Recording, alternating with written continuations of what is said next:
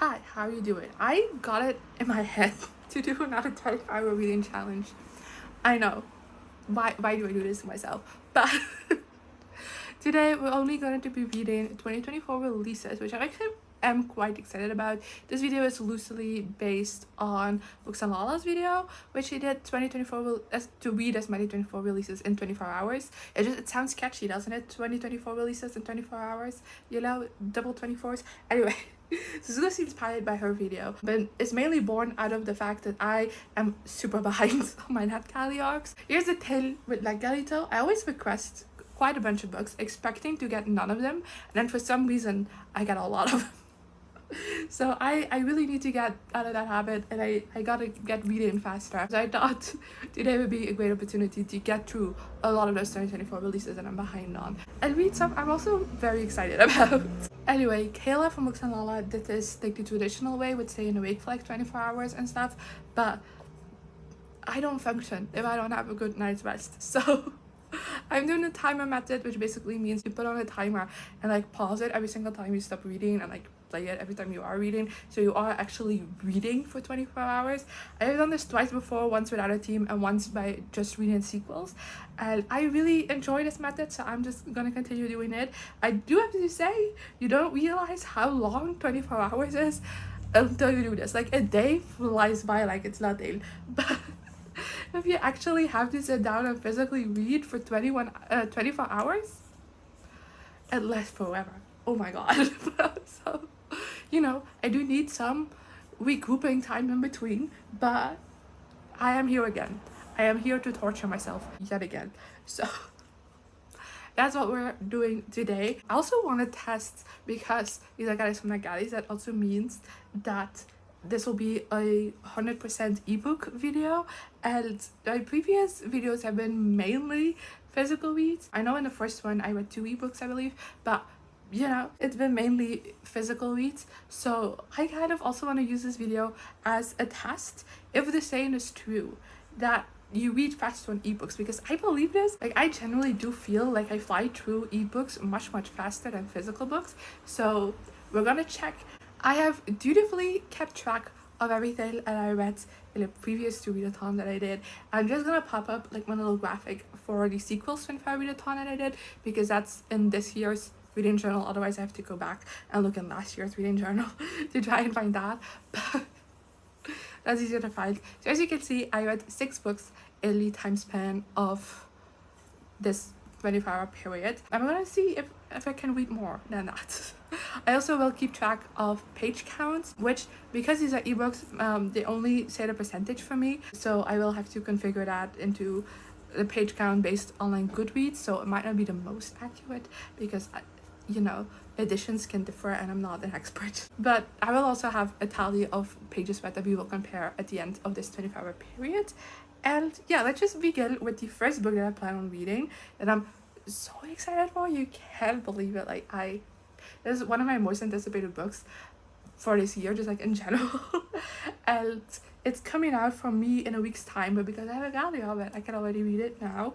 And this is one of those that I absolutely did not expect to get accepted for. Like, I requested this on very good faith, and apparently someone had it in for me and was like, accepted, because damn. But it's Sunderworld Volume 1, The Extraordinary Disappointments of Leopold by Ransom. This is his first like proper full-length novel, I believe, since the Miss Peregrine series, and I adore that series so much. So I am so excited for this book. So excited, in fact, that I actually have no clue what this book is about.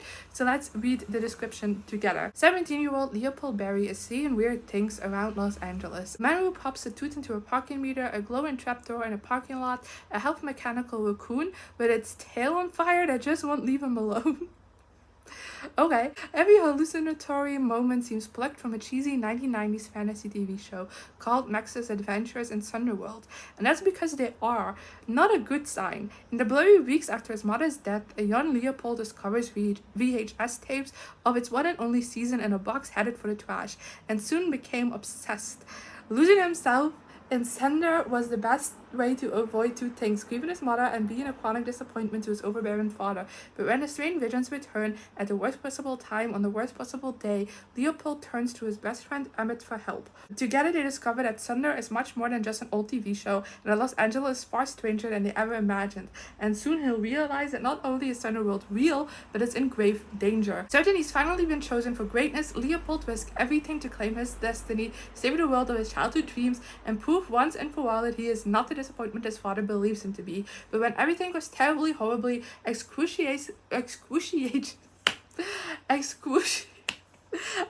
say this works. Excruciatingly wrong, Leopold's disappointments prove to be more extraordinary than he ever could have imagined. How do you battle darkness when no one believes in you, not even yourself? Babes. Yes! Oh, that sounds so up my alley. I'm so excited to read this book. Yes. So according to Goodreads, it's 336 pages, so not the longest of book, so I do think this would be a fun way to start the challenge. So I just quickly checked. You know, I've seen some people do it with stopwatch and others like with the actual timer, but I'm sticking with the stopwatch because I feel like it's so satisfactory to see this tick up instead of tick down. So I'm doing it with this. I'm gonna press start and I'm gonna start reading, and I'm so hyped. So let's go. Hi, how you doing? It is 2 days later, so it has been a bit, but I finally reached the 1 hour mark. These past 2 days have just been a bit busier than originally planned, so therefore it has taken me a while to get to this mark. I actually got here last night, but I was exhausted, so I just thought I would update you today instead. And after an hour of reading, I'm officially 28% of the way through Sunderworld. I'm just shortening it to that title because otherwise it's too much. I'm loving this book so much. Like, we have just kind of gotten to Sunderworld and just like a very small glimpse into it. I really like our main character. I also think the themes that have been introduced in this book so far, kind of going around grief and kind of being a disappointment, like those themes I find very interesting. I'm liking the way those are being included into the story, and I'm very curious to see kind of the direction it's going to go in. The very small glimpse at Sunderworld that we've gotten is also very whimsical and cool. I'm very excited about that. And then also our main character Leopold kind of goes on this journey with his best friend, and I really like that aspect as well. Their friendship is everything to me already. I'm very excited to keep reading, so that's what I'm going to be doing today. I'm generally just like hunkering down today and tomorrow on reading, and hopefully, like, my very ambitious goal is to finish this book today because all I want to do is read it. But I don't know how realistic that is considering it's already like 3:30 p.m. but I am hoping to make like a big dent in the 24 hours today and tomorrow, so hopefully I will get that done. Hi, so there still is a lot of noise outside, so I still apologize, but it's a little over half an hour later and I'm halfway through my book, so I thought I'd give you an update because I feel like in the book we're at a turning point, so I can give you a lot of my thoughts already. I still absolutely love this. Something about this book just feels so nostalgic, but at the same time it's so unlike anything I've read before. I don't know, it feels magical, whimsical, it's really funny, but also has this core sadness to it that I think is so well done. And like I said, I love the characters, I love everything about it, and you know, I was expecting to like this book because I have loved the Miss Peregrine series, so you know, I was hoping to also really like this one, but this is just knocking it all out of the park. This is just like a perfect book so far. I don't know where the second half is gonna go because, like I said, I feel like we're in a turning point within the narrative, but just everything about it is just so well crafted, and I'm very excited to keep reading. And it's also reading so quickly, as you can tell. I read quite a lot in quite a short amount of time, so excited to just keep doing that, and I'll update you once I read some more. Okay, so it's just past midnight actually. I was gonna edit you in the morning, but I just finished Sunderworld. If you want to know, I'm just under 3 hours and I finished Sunderworld, and I've never regretted reading a book early as much as I do now, because holy fuck, I mean, this book comes out next week, so it's not like I'm reading it that early. At least next week for me. I don't know when this video is going up, but fuck me, that was so good. It's a 5-star easily.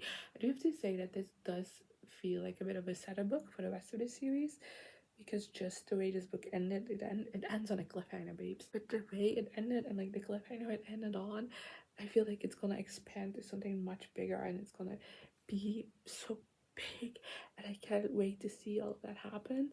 But like at the same time, I need a second book now because this book was just so good. It's very fast paced, it keeps going. Sunderworld is such a fantastical, whimsical world, kind of like that whimsy that, if you're familiar with Miss Peregrine's, it's kind of like a similar whimsy in a way, where so just random whimsy, I guess. And I really love it. And we didn't even get to see that much of Sunderworld itself, and I need more. I still feel like I need to come down from that high because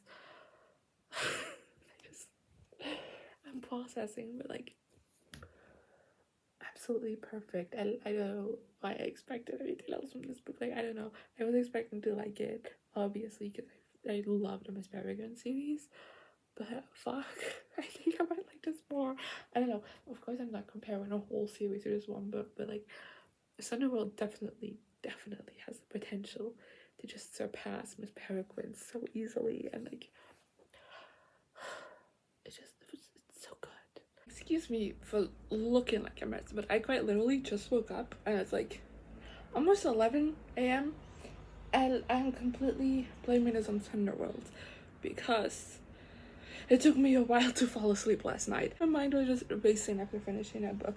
So, yes, it's a bit later than anticipated, but Back at the Books is going to start reading sprints in like literally 2 minutes. So I thought I would update you on my next read, what I'm planning on reading, and then I'm just gonna bunk out a few hours doing reading sprints, I think. So what I'm gonna be reading is Hardstack Cut by Kika Hatzopoulou. I'm so sorry I mispronounced that, but I read the first book in that series, Thread Set Bind, literally right before starting this video, and that book ended on such a cliffhanger, and I really liked it. So I've been wanting to get to, like, I've been itching to get to the sequel. And considering it's a 2024 release, I have a gallery up to in that gallery. It perfectly fits this video. But let me first read you the description of the first book so you know what we're dealing with. In a world where the children of the gods inherit their powers, the descendants of the Greek fates must solve a series of impossible murders to save her sisters, her soulmate, and her city. Descendants of the fates are always born in threes, one to weave, one to draw, and one to cut the threads that connect people to the things they love and to life itself. The Aura sisters are no exception. Io, the youngest, uses her fate-born abilities as a private investigator in the hell-sunken city of Alante. But her latest job leads her to a horrific discovery. Somebody is abducting women, maiming their life threads, and setting the resulting raids loose in the city to kill. To find the culprit, she must work alongside Idai Runa, the right hand of the infamous Mob Queen, and the boy with whom she shares a rare fate thread, linking them as soulmates before they've even met. But the investigation turns personal when Io's estranged oldest sister turns up on the arm of the best suspect. Amid unveiled secrets from the past and her growing feelings for Idai, Io must follow clues through the city's darkest corners and unearth a conspiracy that involves some of the city's most powerful players before destruction comes to her own doorstep. So yeah, that's the description of book one. I'm not going to read you the description of Hardstack Cut, obviously, because that would be spoiler filled. But yeah, this is a book I'll be reading according to Goodreads. It's again 236 pages. How do I do it? Came out last month, so I'm not that far behind on the trends. No, wait, June, that's 2 months ago. Jeez. It came out 2 months ago, so I'm not that far behind on it, but I want to get to it so badly, so that's what we're doing. And yeah, I'm gonna be reading. See you later. Okay, so still watching streams. I just watched my hair, so hence why it's soaking wet. Reading sprints are still going on, but I thought I'd give you an update because I just looked. I'm 57% of the way through my book, so just over halfway. I was gonna ditch you with the exactly halfway mark, but we were in the middle of a sprint, so that just felt annoying. So I finished the sprint, and yeah, so it's 57% of the way instead of 50. But we're almost at 5 hours, And yeah, Hearts Are Cut I'm really enjoying. I think it's gonna be another 4-star just like the first book, but it is such a gripping read so far. I've been very engaged in it. I like what it's doing with the story, the direction it's taken the series in. I think is very interesting. It is again bit more mystery focused, just like book 1 was, and I'm enjoying kind of figuring out the mystery. We have just, because we kind of like split up the friend group a little bit at the end of the first book. That's more I will say. We just kind of like got back together again, and I'm enjoying being in that dynamic again, and I'm very excited to just keep reading, figure out what's going on, and then I don't know, just have a blast reading this book. I do think it's a bit repetitive. I feel like there's certain explanations and things that have come across this book a couple of times. Like the prophecy that is part of the series has been told us like 10 times already, like in full, and I don't see the point of that, doing that so many times in the same book. But oh well. Therefore I think it's gonna be a 4, not a 5. But I am thoroughly enjoying this one, and yeah, my next update is once I finish it, I think. Alright, so reading sprints. The final sprint just ended. They're still talking, but I have reached, honestly, almost 6 hours. So not even 6 hours. So not even a quarter of the way through this, right? Yeah, 34 divided by 4 is 6 hours. So I'm technically not even a quarter of the way through this, but I have finished my second book. Yay! Honestly, with the way this is going, I've been reading like about 3 hours each book. It's a little bit less. I finished Hearts That Cut. That's the most important part, and I am also giving this 4 stars like I predicted. Halfway through I thought it was gonna be a 4-star. It definitely is, but it's a really good 4-star. I really enjoyed this. Like I said, I think this takes the story in a very interesting direction. I like the way everything was wrapped up because it's the final book. It's duology. I added a series to my series spreadsheet, and I'm immediately deleting it, so that's great because I finished it already. And yeah, I like the direction this took everything in. Sibling dynamics are very interesting within the series. I think it's incredibly well done. I think the romance got a bit more to shine in this book. I feel like in the first book I thought they were a bit underdeveloped, but I really liked them in this book. They're cuties. They're just cutie pies.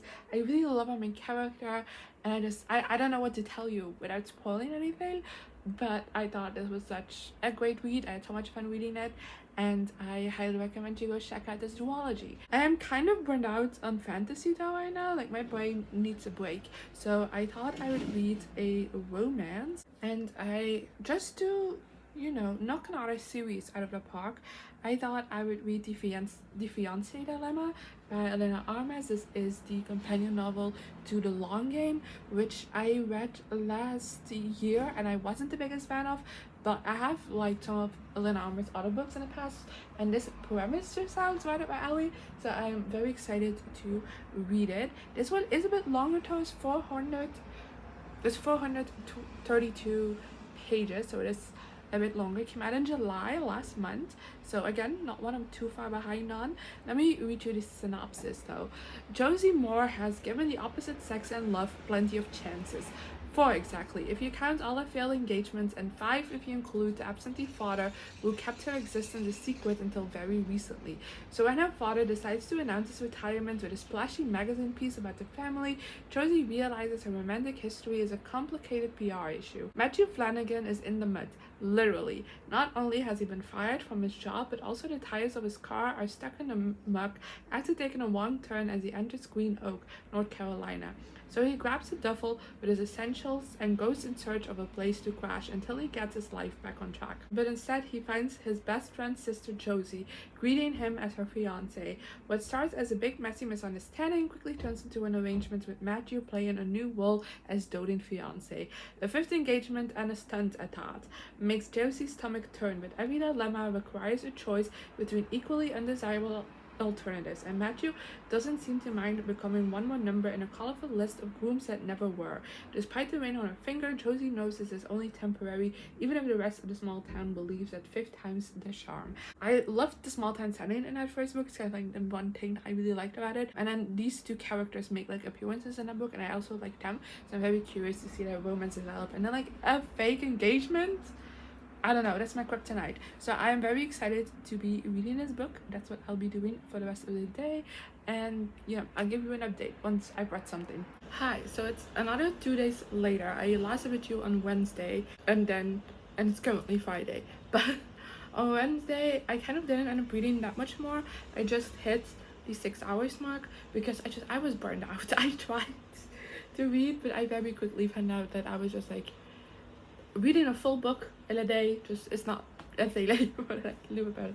I don't know, just something about it burnt me out, even though that's a thing I have done several times before, but oh well. And then yesterday I kind of just I didn't really want to read. I just wanted to watch my shows, so I did that for most of the day. But then I did end up reading for a little bit before going to bed, and I'm just under 7 hours now, and I'm 25% of the way through the Fiancé dilemma. So I thought I'd give you a little check-in on my thoughts as well. And honestly, I am enjoying this one so far. It's quite fun. I like the setup of it. I've had a few chuckles here and there. I quite like the dynamic between the two main characters, even though like we're very much at the start of things. And I'm very curious to kind of like see how everything is going to unfold, happen, because so far just it seems like a fun breezy time. The only problems I kind of have with it is that it is a fake engagement, and as much as I love that and I love fake dating, I do feel like once you reach like engagement or like marriage of convenience level, like you need to have a good reason, like airtight, like no doubts, because it's so high stakes. And I feel like in this one I'm like, you could have gone so many other different routes instead of like the fake engagement, but they went with the fake engagement. So that's kind of just, I don't know, it's kind of making this whole book kind of feel a little bit stupid, because I'm like, it was such an easy way out of this. You just didn't take it. And on top of that, we also get like these little snippets from like a gossip podcast, and I just, those parts are just like so cringeworthy. They're so bad. They're like, honestly, like that, you know, that meme of like, how you doing, fellow kids? It's that. It really is. It feels like that so badly. And I'm not even a fellow kid anymore. I am almost 23. So if I already think it's bad, yikes. So yeah, I really hope that that's not going to be like a thing that is very prevalent throughout the book, because I just don't like it. But for the rest, I am enjoying my time with it, so I'm fine. Okay, hi, long time no see. I mean, for you it's been a second, but for me it's generally been a couple of weeks. Basically what happened is I kind of fell into a reading slump, which is very much chronicled in 2 reading vlogs up on this channel already, so you can go check out one of me getting into reading slump and now of me trying to get out of a reading slump. So therefore I have taken a bit of a break from this video, which is why I'm glad I'm doing a timer method, because you know, if I actually did a 25 videos on this would have flopped tremendously. But yeah, I am still in the middle of the Fiancé dilemma. I've not read anything in that since I last talked to you. I did some other reading on the side. So also still at almost 7 hours, which I should have talked about in my last update. I don't remember at all. It's been a while. And yeah, I'm very excited to get reading on the Fiancé dilemma again, because I was generally enjoying the book up until, you know, I fell into my reading slump. So I'm very excited to return to that. And now we're in September, so I have some September galleys I can touch now, and there's some very, very exciting releases in there, so I'm hoping to get to those as well. Which is honestly, as soon as I felt myself getting out of the reading slump, I desperately want to get back to this video because of those new releases, and I'm so excited to read. So hopefully those will be up next. But first, let me go and finish the Fiancé dilemma. Hi, it is the next morning, and yesterday I read some and I got to 8 hours and 20 minutes. Aren't you proud of me? And I got to 54% of the way to the Fiancé dilemma, and I'm getting bored. I just feel like not a whole lot is happening. I don't think my main character is the most interesting person to be following, if I'm being honest. Like, I feel like her in a monologue is not, you know what, it is very repetitive. I feel like she's constantly just like worrying about like the same things over and over and over again, and I just feel, I genuinely think this book would have benefited so much from being dual perspective, which it's not, because I feel like that reprieve would be nice. Also because I feel like I don't know a whole lot about Matthew, the love interest. I think I do like him as a love interest though. I think he's cute, but, and their relationship is kind of like cute, but I don't feel like I don't know too much about him, because every time a main character asks him something about himself, he kind of like like, you know, tosses that question back and doesn't really answer. So I feel like I don't know that much about him either. I do like the small town. That was my favorite part of the first book as well. And we're still in the same small town, so you know, I'm liking that. I don't know, I'm just a bit bored. And you know, I still think the whole fake dating setup is just weird and doesn't make sense. So, you know, fake dating is not even fake dating, they're fake engaged. That's so much more high stakes. But yeah, I am gonna continue reading because I'm having to find enough time with it. But like, I don't know, I lost the joy with it that I had in the beginning. Hi, how are you doing? I'm actually quite tired because I just finished my book. I'm almost at 10 hours, and I'm saying I'm tired not because it's late, because it's not. It's still early, but I feel like that ending just like kept going, and I'm tired of the book. But yeah, I think the Fiancé dilemma for me is gonna be a 2-star, which is the same rating as the Long Game, which is the first book in his duology. But I do prefer this one. I didn't actively dislike things about this book as much as I did with the first book, but I don't know, this was just a whole lot of nothing. I just feel like we never went deeper than surface level with this. I told you I already didn't know that much about Maggie, but like, to be fair, by the end of the book I also realized I didn't really know that much about Josie, the main character, either. And I don't know, that just made me not, I don't know, it kept me from getting like too invested into the book or into the romance, which I also feel like was a bit surface level. I feel like we could have delved into their feelings a bit more, have a bit better development. But like, I do have their cute moments, I don't hate them. I just, the book dragged out quite a bit for me. Like I said, I think partially that is because I just wasn't invested in it at all. But yeah, it's not a 2-star, which is a bit of a disappointment, and also ruins the streak of the video. Out of 5, out of 4, and out of 2. Are you kidding me? It's a lot. Now, the next book I want to read is The Examiner by Janice Hallett. Hi, how are you doing? This is 480 pages. My god, that's long. I didn't know that. It comes out today, actually, when I'm filming this, September 10th. It's a adult mystery, and I'm so excited for this. I have really enjoyed all of Janice Hallett's other books. So this is her newest release, and I'm so excited for it. So let me read you the description real quick so you know what it is about. Sheila Nathaniel, head of Royal Hastings University new multimedia art course, must find 6 students from all walks of life across the United Kingdom for a new master's program before the university cuts her funding. The students are nothing but trouble from day one.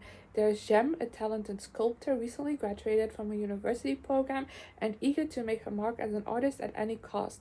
Jonathan, who has little experience in art practice aside from running his family's gallery. Patrick runs an art supply store but can barely operate his phone, much less design software. Lucia is a single mother and a graphic designer more interested in a paycheck than homework. Cameron is a marketing executive in search of a hobby or a career change, and Allison, already a successful artist, seems to be overqualified. Finally, there's the Examiner, the man hired to grade students' final works, an art installation for a local cloud-based solutions company that may have an ulterior agenda, and who, in sifting through final essays, texts, and message boards, warns that someone is in danger, already dead, and nothing about this course has been left up to chance. It's mixed media though, so I probably shouldn't have been that scared of the 480 pages, but you know, the Fiancé dilemma was 400 pages, and that kind of felt like a slog. So the fact that this is longer, I'm so excited for this. So that's what I'll be reading for the rest of the day. Hi, welcome live from my living room. I'll give you a small reading update. I'm 22% of the way to the Examiner right now. I am 11 hours in. It's the next day, by the way. But yeah, I don't have too many thoughts on this. The only thing I kind of have to say right now is that it feels like the time is passing pretty quickly, but like I'm only at like 22% of the way to the book, so I don't know how things are gonna fall down. But it's a very interesting cast of characters that we're following, and I am very excited to kind of like see the direction it's going to go in. It's very fun so far, and it's reading pretty quickly, and yeah, it's also very interesting because so far, of course, these characters are constantly together off page, you know, in classes and stuff, and we are not present before that because we're only in the text messages and everything. So it's interesting to kind of see them message each other and like have conversations and talking about things that happened within class, but it's obvious from the way people are talking about it that people have different opinions on it. Some people are hiding stuff, and I don't know, I think that's a really interesting aspect of this book as well. So yeah, I'm very excited to keep reading. Hi, so yesterday I spent all day filming and I got a kick in the butt for allergies, so that's not fun, but I did end up reading a little bit before going to sleep. And now I have passed the 12-hour mark, which means I'm officially halfway through the challenge. I'm 44% of the way through my book, The Examiner, and the mystery is definitely starting to come in. So I'm curious about that. I don't have anything else to say about it because I feel like we're still, I don't know, I feel like it's going to be a book that I don't really have many thoughts on until the very end, but I am enjoying it. And then today I spent all day editing while I spent all day filming yesterday. So I just got done with that and it's already pretty late. So I don't know how much more reading I'll get done before going to bed, but I just thought I'd update you that I'm halfway through. And then tomorrow is going to be all about reading. Like, I have zero plans. I want to do nothing except read. Hi, welcome to the shittiest angle you've ever seen. I apologize, but it's the next day, and as I said, today is all about reading. So I got to the 15-hour mark. Look at me go. There's quite a lot of hours already booked in because I finished The Examiner by Janice Hallett and ended up giving this 4 stars. I was definitely right not to talk to you too much about this book until I finished it because woo, that was quite a bite. And honestly, I should have expected that from Janice Hallett because that's how all of the books end up going. But like for the first half of it, you kind of feel a bit like, okay, what are we doing here? You're getting familiarized with everything. Not everything seems relevant, but you're like, okay. And then just by the ending, a twist and turn gets shocked, thrown at you on every corner, and everything does make sense. Everything is relevant. And yeah, this was just that. This was so good and so different from what I was expecting it to be about going into it.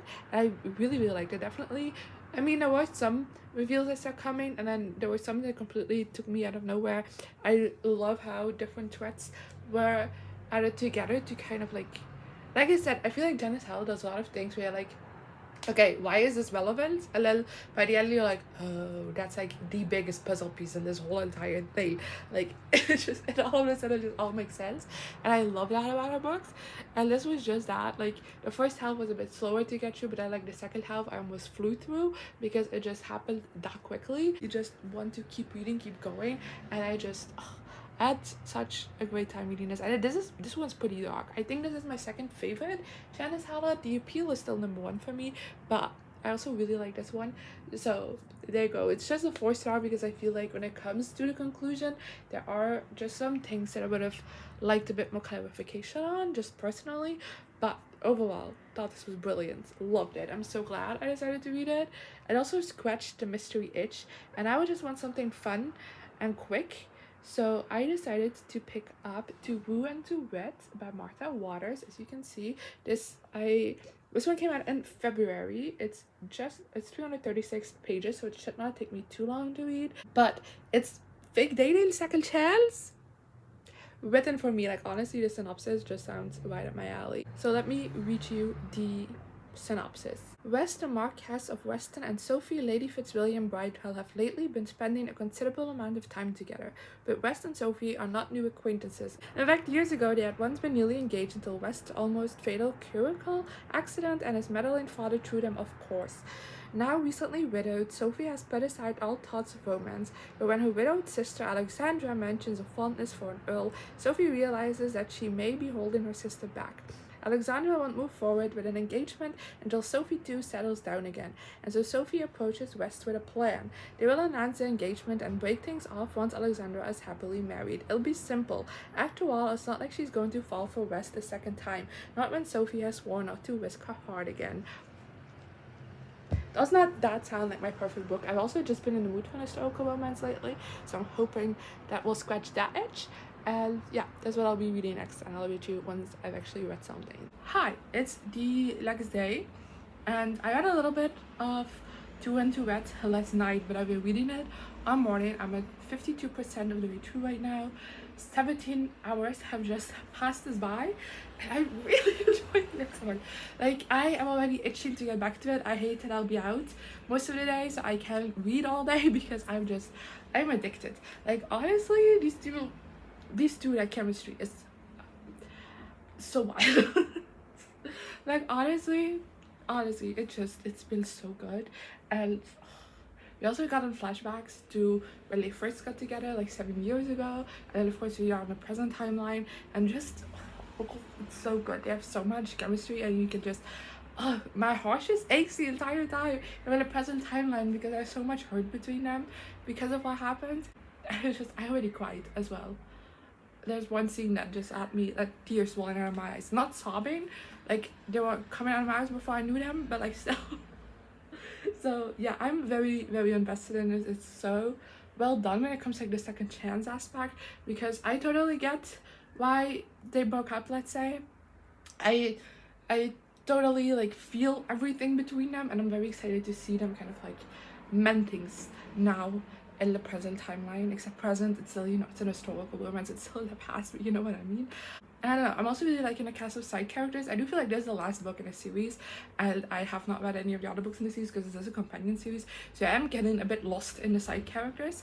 But you know, that's what happens when you read the last book in the series first. But I do think it's a very fun cast, and I am excited to read more books in the series because of that. But like, this one is just sublime. So excuse me while I go try and read as much as I possibly can today. Hello. Excuse the terrible lighting, but it's already pretty late, and because I read on my iPad, I don't actually have my main light on. I just put on the tiny night light for this clip. I apologize, but I just finished my book, To Wed to Wed, and I am 18 hours 35, which honestly I thought was gonna take me up until 19 hours, which means I would have only time for one more book to read. Now I might squeeze in two because I finished this book faster than I expected. Yeah, like I said, I finished To Wed to Wed, and I ended up giving this a 4-star because even though I very much like the romance, I feel like when it comes to like the second half of this book, it kind of got a bit repetitive, and like the ending was very dragged out. Like, it kept going and going and going, and I wasn't that interested anymore at a certain point. And like I said, it did get a bit repetitive towards the end, where like in the second half, where it just seems like, you know, how they wanted to keep throwing obstacles in these dudes' paths, but it just kind of kept being the same thing over and over again. I'm like, okay, yeah, they were just like, I don't know, it wasn't bad, but it just, I don't know, I kind of lost a bit of interest in the second half. But I still really, really enjoyed this book. So it's a 4-star, you know, I'm not discounting anything. Like I said before on my first update, I adored the romance. I think it was just everything. Especially if you love a second chance, I recommend this. So yeah, I don't know what I'm gonna read next. I feel like it has to be a banger, just in case it is the last book that I will finish. But I have a few options tickling my fancy. I think it's definitely gonna be a contemporary romance though, because those are kind of the options that are floating in my head the most right now. But we'll see. Hi.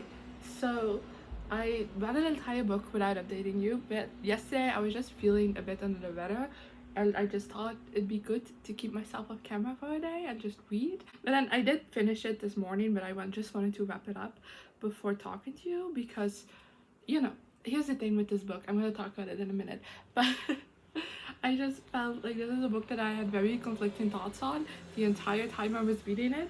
So that was one that I felt like I needed to finish before I reviewed it. But we are now at 21.5 hours basically. If you round it up a little, that means you have 2.5 hours left, which isn't a lot. Like, honestly, this put me in such a predicament because I have no clue what I'm gonna read next, because 2.5 hours is not enough to read like a full book. But let's just first talk about the one that I did read. That's Primetime Romance by Kate Robb. I'm gonna cover up my rating, so I'm not spoiling that, but it's 336 pages. It came out earlier in September, so it's the perfect read for this book. Also because this is generally one that I've been so hyped to read. Like, I have heard nothing about this, but I read the synopsis on NetGalley when I first requested it, and I immediately was like, this sounds like my perfect book. Spoiler alert, it wasn't. So I was just really hyped to read this one. So let me read you the synopsis real quick. Newly divorced and on the eve of her 30th birthday, Bryn is sick of heartbreak. She thought she had found a happy ending, but now she's living with a roommate, Josh, to afford her mortgage, and she's trying to adjust to her new single life. At least she's got Carson's Cove to binge, her beloved 2000 teenage soap. The show ended unexpectedly on a cliffhanger after 5 seasons, and the two main characters, Sloane and Spencer, never got to declare their love for each other. The show is still perfect in Bryn's eyes. Despite all the drama that goes down, things always have a way of working out in Carson's Cove, unlike her own life. So when a birthday cake surprisingly shows up on her and Josh's doorstep, Bryn makes a wish for the one thing she's always wanted, but has failed to achieve herself, a happily ever after. The next morning, she doesn't wake up in her apartment. She's in Carson's Cove, and Josh is there too. Everyone seems to know them, except not Bryn and Josh. They're Sloane, the sweetheart of Carson's Cove, and Fletch, the town's bad boy. And to get home, they have to make Bryn's wish come true by ensuring Sloane and Spencer, the hometown heartthrob, end up together at last. But as they spend more time together, Bryn and Josh realize that Carson's Cove might not be as perfect as seen on television, especially when they start developing feelings for each other and a plot twist no one has expected. Will they stick to the script, or will real love change the story forever? And yeah, that's the synopsis. It sounded like my brand of kind of like weird contemporary romance, you know? I like a little twist sometimes, and this just, you know, being sucked into your favorite TV show. I don't know, it sounded like my like right up my alley. But yeah, it ended up not really being that. I ended up giving this a 3 out of 5 star because I still find this book so odd to review, because for me this book exists in 2 worlds. One in which I hate a lot of it, and one in which I love a lot of it. That's why I ended up being like middle road 3 star. I felt like that was safe. But basically I feel like this book is just very odd in its tone, because it is, you know, it does have that tone of a cozy small town kind of vibe, kind of what it's described in the description that the show was. Like, there is drama, but everything turns out alright in the end. It feels very cozy, sweet, lovely, and cute, and whimsical a bit, full of love and happily ever afters, you know? It does feel like that, it does have that hopeful tone to it throughout the entire thing, but then that, to the same time, I feel like we are just a bit over explained as to how they got into the show, because by adding that element to it, I feel like that small explanation to it, it makes this feel very sinister. Like, honestly, at times I was like, if this was a horror book, I would be terrified. At this point, I do think this could be a very interesting concept, by the way, if you turn it into a horror novel instead of a romance. I feel like this could have been kick-ass. I just felt so sinister and off, and those tonal clashes were just a bit too much for me. And then also at the same time, it comes to like the romance and like the characters' personal development and stuff, I did like those elements, but I feel like they were a bit underdeveloped. So I was having a good time, but also was like, I wish there was more of this, or just like a bit more to it, if that makes sense. But yeah, those were my thoughts on primetime romance. And then, like I said, I've had a crisis to think about what to read next, and I think I've gone for this book, which is Full Speed to a Crash Landing by Beth, which is a novella of 192 pages that came out in August. It's sci-fi, which is also a bit of a switch up for this vlog. Let me read you the synopsis. Ada Lamar may have gotten to the spaceship wreck first, but Lourdes White won't get her far when she's got a hole in the side of her ship and her spacesuit is almost out of air. Fortunately for her, help arrives in the form of a government salvage crew, and while they reluctantly rescue her from certain death, they are not pleased to have an unexpected passenger alone on their classified mission. But Ada doesn't care. All that matters to her is enjoying their fine food and sweet, sweet oxygen, until Ryan White, the government agent in charge, starts to suspect that there's more to Ada than meets the eye. He's not one, but he's so pretty that Ada is perfectly happy to keep him paying attention to her, at least until she can complete the job she was sent to pull off. But as quick as Ada is, Ryan might be quicker, and she may not be entirely sure who's manipulating Woo until it's too late. It sounds really fun to me, and I'm thinking if I've ever read a Beth Revis. I don't think so. I do think I might finish this before the 2.5 hours are up, but maybe not. We'll see. Hi, so we're in the evening now, and I finished the novella Full Speed to Crash Landing, I believe it was called, by Beth Revis, and I am at 22 hours and 44 minutes, which means I have 1 hour and 15 minutes left, which is again a stupid time to fill. Which, like, to be fair, I think I also read this novella 1 hour and 15 minutes about, so too bad I don't have another one. But I wasn't the biggest fan of this one. I ended up giving it 2 star. I just thought it was really, really boring. But I feel like that's because this one is just a lot of exposition. Like it's a lot of explaining how the world works now by like spaceships and just like the different planets and everything, like the politics between them. It's a lot of explanation of a character or main character, kind of like her history and stuff.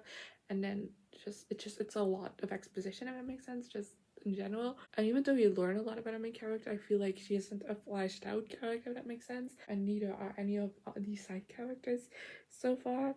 So it just kind of ends up feeling a bit like bore, and it makes sense. Like I was so bored while reading this just because I feel like there wasn't too much to it.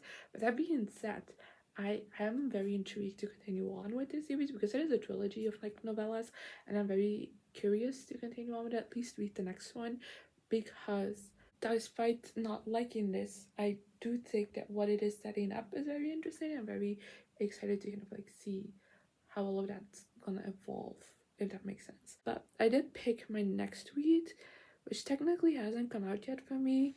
It comes out October 8th, but I just did my video schedule for October, so it should be out when you're watching it, so I feel a bit less guilty about it. But it's The Pirate Princess by Luca Frigerio and Lorenza Pigliamosche. I'm so sorry if I butchered any of his name. This is a graphic novel, so I know an hour and 15 minutes seems a bit long for that, but I generally don't know what else to read. Going with it. Set sail with Julie, daughter of the mysterious pirate king, as he journeys across oceans to reconnect with her father and become the best pirate that has ever existed. Between battles on galleons, ancient curses, and doomed lands, Julie's path will lead her to uncovering mysteries of the displaced family and her own place in the world. Julie has 2 goals, and to make things explode and to become the best pirate who has ever existed. Hi, how are we feeling? I generally think I'm going crazy because I'm only at 23:11. That means I have 45 minutes left still after all this time. I generally don't think it's ever gone this way. I just feel like I can't reach the end no matter what I do. So yay. Bad news though, I hated The Pirate Princess. 1 star easily. This was so horribly written. It just, I don't know how this came to be. I just feel like there were so many holes within the story that it felt more like holes than story, and I had such a hard time following along because of that, because it would generally just jump from one thing to another with like zero explanation. It made zero sense. And then also there's some fight scenes in which the art style is just ineligible. Like I had no clue what was happening. So that also was quite annoying. So yay. I hate my life. Good news though is that I do have another graphic novel I could read. Bad news, it doesn't come out until December, so you're gonna have to wait a long time for this one. It is a tad bit longer than The Pirate Princess. That one was 127 pages, this one is 224, so I'm hoping that means that extra 15 minutes, because like Pirate Princess took me half an hour to read, just like give or take. So the extra little bit here in page count, like the other 100 pages in here, should account for those extra 15 minutes, hopefully. And if I go a bit over time, I don't mind. I just hope I don't hit under it again. So How Could You is a graphic novel. Again, let me read you a synopsis. Falling in love, scary. Falling for your best friend, terrifying. Name all the ways your heart hurts, impossible. College upperclassman Molly Sawn is set on getting over her ex this semester, but it's hard when she dumps you via email and posts all over social media about cozying up with a study abroad roommate. After convincing her friend Lou Kingston that they should go to parties and find rebound girlfriends, Molly learns she should be careful what she wishes for when she starts to develop real feelings for someone she's not sure feels the same way. Meanwhile, Molly and Lou's exes, Yona and Oline, have left their past behind as they study abroad in France. Together they see springtime in Marseille, find new friendships, and uncover new personal truths. Will their whirlwind trip bloom into a whirlwind romance, or will their journeys to self-discovery put them on different paths entirely? College is a time to find yourself, but what could you stand to lose along the way? So, yay. I struggled so hard in that synopsis. And unlike the Pirate Princess, this one was on me. Like, I don't know, I kept stumbling over words, So I hope in the final edit you have a cohesive something. But yeah, let me go with this. I apologize if this doesn't come out until December, so you'll I don't like reading galleys too early for this reason, because I feel like I'll have to I review it way earlier than it comes out. Like, what's the point of it? But this is all hope I have left, so bear with me.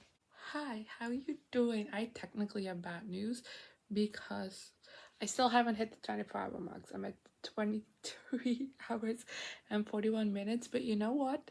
I call it quits. Those 15 minutes, I don't care about them. I really don't. I I wouldn't be able to find anything that I could read in that amount of time. But I am quickly just gonna keep the timer running while I'm talking to you, so it will hit 24 hours for a thumbnail because aesthetics. Anyway, so I finished How Could You by Ren Strapp, which I gave 4 stars. I'm very happy to report. After the last 2 weeks not going as planned, I really enjoy the fact that I enjoyed this. I thought this was just really fun, very, very messy. It's a very messy like situation. I definitely call it more new adult. I feel like on Goodreads it had both the adult and young adult tag, but it definitely fits that new adult category. It's like towards the end of college, so I feel like that makes sense. It feels like that messiness of it just and captures that age range pretty well. And yeah, I love how queer, how messy it was. It didn't excuse anybody's behavior, which I also really enjoyed, but also like at the same time recognize like this sometimes just you're messy when you're young. That happens. Just make sure you better yourself in a way. And I really enjoyed kind of like the themes of that. I also quite like the art. And at first I thought that following kind of like 2 separate storylines, that makes sense, would be confusing, but I never had any trouble distinguishing what was happening where at all, and I had an easy time following along with everything. And overall, I don't know, I highly recommend this when this comes out in December. And yeah, that brings us to the end of the 25-hour readathon. I am exhausted. I mean, to be fair, when I'm filming this, it's almost 12 a.m. So that also means I'm exhausted. It's literally almost midnight. That's probably why I'm exhausted, not the video. Let's talk some stats. Let me pop up the little page I made in my digital reading journal for this readathon. As you can see, it's a very, very long list. Typically isn't this long. If you go back to like my previous 25 readathon, this page definitely didn't have a long list, but that is also because this took me 13 days to complete. Typically a 25 readathon takes me about a week, but this one also, and it's just days of reading. That's not including the days I did not read on. Generally just like the days I actually read, I have tracking for. That's 13 days. And considering that this time period also includes me falling into a reading slump, me not reading for a little bit, and me getting out of a reading slump, I feel like, you know, it's been a wild journey. But to be fair, this is kind of like the most relaxed I feel about finishing one of these 25 readathons. I remember the first one I did like last year. I felt so tired at the end of it. And then last year it did still fit within like these 7 days of reading basically, but I did take some days off reading in between, and I felt much more chill about that. But like still, now I just generally feel I could keep going. I don't care. The only thing that's been frustrating is kind of like trying to actually hit that 24-hour mark this time. Like, I don't know why. It just wasn't, it never came. And it still isn't here. This time we're still winning. So that's been like my biggest hurdle for this challenge, is like hitting that. Like, honestly, I should have just gone with just starting another book and then just risk not finishing it instead of whatever I ended up doing this time around, because it was messy. But my biggest challenge for this video was to figure out if I do read quicker on my iPad than a physical, because that's something I've always thought, but I have never been too sure about. And I managed to read 9 books within this 24-hour period. Typically, I only read like 5 or 6 depending on like length of the books. But honestly, I do think that for this readathon, I read a lot of shorter books than I typically do.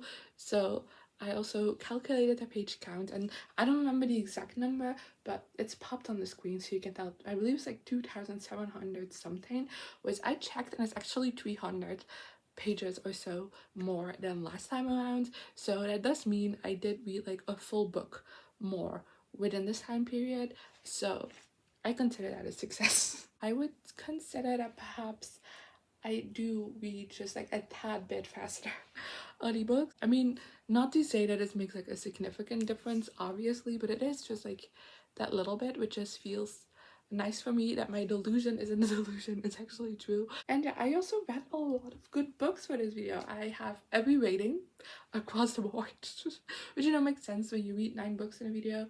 But I have a 5-star, I have a load of 4 stars, I have 2 2s, no wait, yeah, 2 2s, 1 1 and 1 3, which I would say is such a massive success. Like, I honestly don't think I've been this successful in a reading vlog in a while. That was everything for today's reading vlog. I'm generally really happy with how this went. Every book beside How Could You is out at the moment of time of you watching this, so you can go check it out. Every single book I read in this video was a galley from that galley, so that's also something you should know. I probably mentioned that in the intro, but it's been so long ago now, I don't know. But yeah, there you go. I had a blast, hope you did too, and hopefully I'll see you next time. Bye. Here I am again, the same old situation. What does the